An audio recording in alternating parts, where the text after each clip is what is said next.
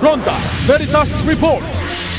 Damdaming anawim at sitwasyon kaugnay sa pagdiriwang ng Philippine Arbor Day 2026 ngayong araw sa lungsod ng Maynila. Pag-uulat mula kay Nolan Ariola. Maraming salamat mga kapanalig. Pinangunahan ng Department of Environment and Natural Resources o DENR sa pamumuno ni Secretary Juan Cuna at ni Manila Mayor Esco Moreno ang pagdiriwang ng Philippine Arbor Day ngayong araw sa Cory Ninoy Aquino Monument sa Padre Burgos Avenue, lungsod ng Maynila. Sa ilalim ng temang Luntiang Bukas, itinampok ng programa ang kalagahan ng pangalaga sa kalikasan, reforestation at pagpapalakas ng kakayahan ng bansa laban sa epekto ng climate change. Ayon sa DENR, target itong makapagtanim ng 3 milyong puno at sapling sa buong bansa bilang bahagi ng mga hakbang para sa forest restoration at climate resilience. Nakiisa sa aktibidad ang iba't ibang ahensya ng pamahalaan, mga lokal na pamahalaan, organisasyon at mga komunidad.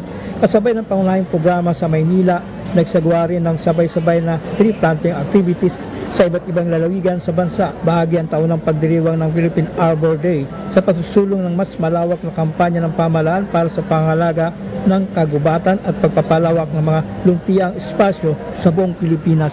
We will not forget something for the next generation na isang sariwang hangin, malinis na paligid. And kahit nakikita ninyo, in a matter of few days, since we created a new policy to plant 100,000 bamboo trees in Manila. Unti-unti nyo na po yan makikita ngayon sa lungsod. Obligasyon ng bawat Pilipino, obligasyon ng bawat LGU, at sa pamamagitan po ng technical advice ng DENR, kami po ay nakikiusap sa lahat na isa puso natin ang pagdiriwang ng Philippine Arbor Day.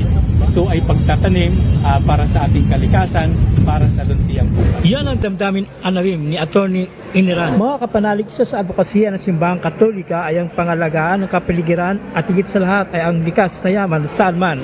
Para sa Veritas 846 ang radyo ng Simbahan. Ako inyong kapanalig, Nolan Ariola, sumainyo ang katotohanan.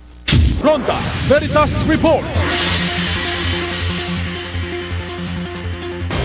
Veritas 846, ang radyo ng simbahan, the number one faith-based radio station. Makinig.